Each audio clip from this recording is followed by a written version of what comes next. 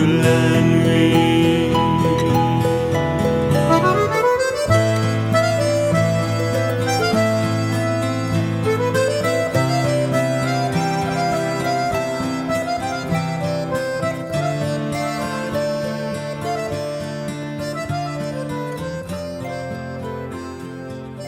Welcome to Indie Spirit, the podcast that delves into the heart of the indie spirit, a force that drives artists to follow their own path, free from the expectations of others.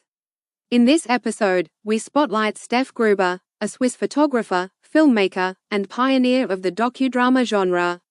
Gruber's work exemplifies the indie ethos, weaving together unflinching humanist storytelling, innovative techniques, and a passion for independent expression. From his early days as a press photographer to his groundbreaking documentary Location Africa, which chronicled the volatile collaboration between Werner Herzog and Klaus Kinski on Cobra Verde, Gruber has consistently pushed creative boundaries. His long-term photography projects, such as the Railway Community series documenting displaced communities in Cambodia, reflect his commitment to capturing raw, human stories with empathy and a distinctive visual language. Beyond the lens, Gruber's ventures into internet innovation and multimedia installations further underscore his relentless drive to explore new horizons. Join us as we explore how Steff Gruber's independent spirit serves as a beacon for creators everywhere, proving that the most meaningful art often arises when we follow our own inner voice, no matter where it leads. Welcome back, everybody, for another deep dive. And today we're doing something a little different. We're not dissecting a specific piece of content. Instead, we're going to explore a person, the photographer and filmmaker, Steff Gruber. And what's fascinating about Gruber is that he's not just a photographer. He's also a filmmaker, an entrepreneur, and even delves into the world of radio waves. Wow. Talk about range. From documenting communities living in cemeteries and slums to capturing the intensity of Cambodian slaughterhouses at night, Gruber seems drawn to stories that many would shy away from. Yeah, and that's really what we're going to unpack today. What drives this multifaceted creative force? What does his story reveal about the essence of the indie spirit? Okay, so let's start at the beginning. Gruber's fascination with photography began at the age of 4 in a fashion studio. I don't know about you, but I was playing with Legos at that age. Yeah, it's almost as if he was destined for a life behind the lens. But what's interesting is that his family encouraged this passion without pushing him toward, a traditional career path. Yeah. That early support really laid the groundwork for his independent spirit. And that seems to have informed his entire approach, even how he funds his projects. I mean, who else comes up with company names and sells them to fund their art? Even sold the name XBOX to Microsoft. I know, right? Yeah. That's a brilliant example of his resourcefulness, and it's a key part of his indie spirit. He's not waiting for handouts or commissions. He's actively creating opportunities to support his creative vision. So it's not just about being creative, it's about being entrepreneurial as well. Yeah. He understands that financial independence gives him the freedom to pursue projects that he truly believes in, even if they're not commercially viable. Exactly. And this leads to another intriguing aspect of his work, his ability to just effortlessly juggle so many different roles. How does he even find the time? Right. It's like he has a secret stash of extra hours in the day. Even Gruber admits to struggling with time management, but he's embraced his multifaceted nature. And this reminds me of another creative powerhouse, Karl Lagerfeld. Ooh, good comparison. Lagerfeld, despite leading a global fashion empire, always considers himself a photographer first and foremost. It highlights the importance of staying connected to your core passion, even while pursuing other avenues. That resonates with me. It's not about limiting yourself. It's about understanding that driving force that keeps you going. Yeah. And for Gruber, that seems to be a deep fascination with human stories, particularly those that are often overlooked or marginalized. You can see this shift in his work, moving from fictional films exploring human relationships to documentaries focused on displaced communities, especially in Southeast Asia. He felt a responsibility to use his resources to shed light on the lives of those less fortunate. Yeah, it's more than just taking pictures. It's about amplifying voices that often go unheard. But it sounds like this approach requires a great deal of trust and access.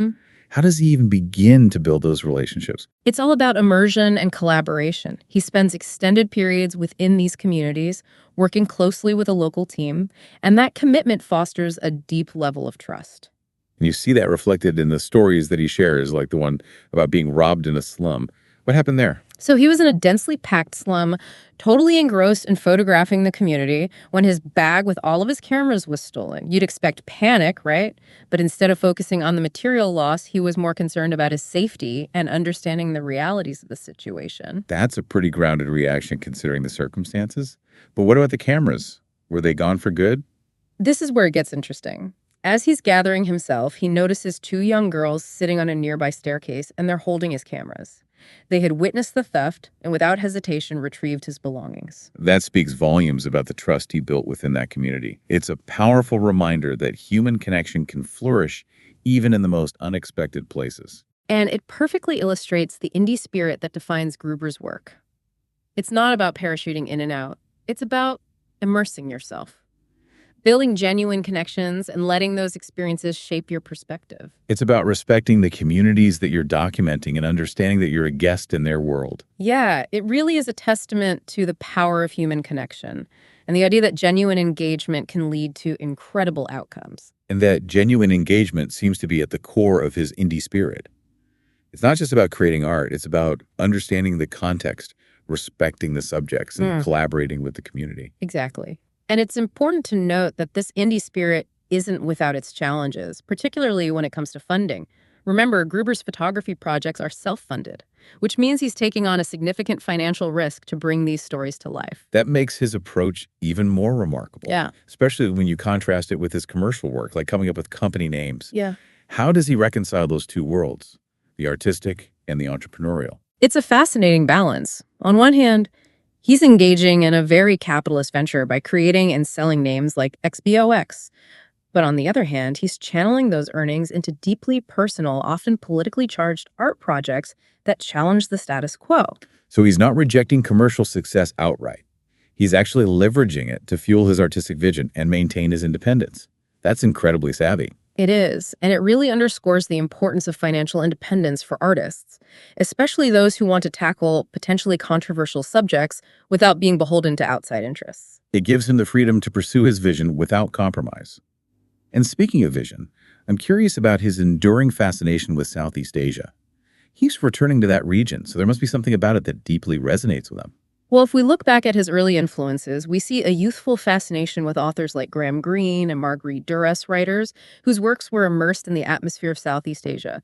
You could say he's chasing the ghosts of a bygone era. I love that imagery, chasing the ghosts of a bygone era. But it's more than just romantic vision, right? He seems drawn to the region's complex history, vibrant cultures, and the stories of communities living on the margins. Exactly. And it's not a superficial infatuation. He's developed a deep connection to the region, a sense of belonging that goes beyond geography.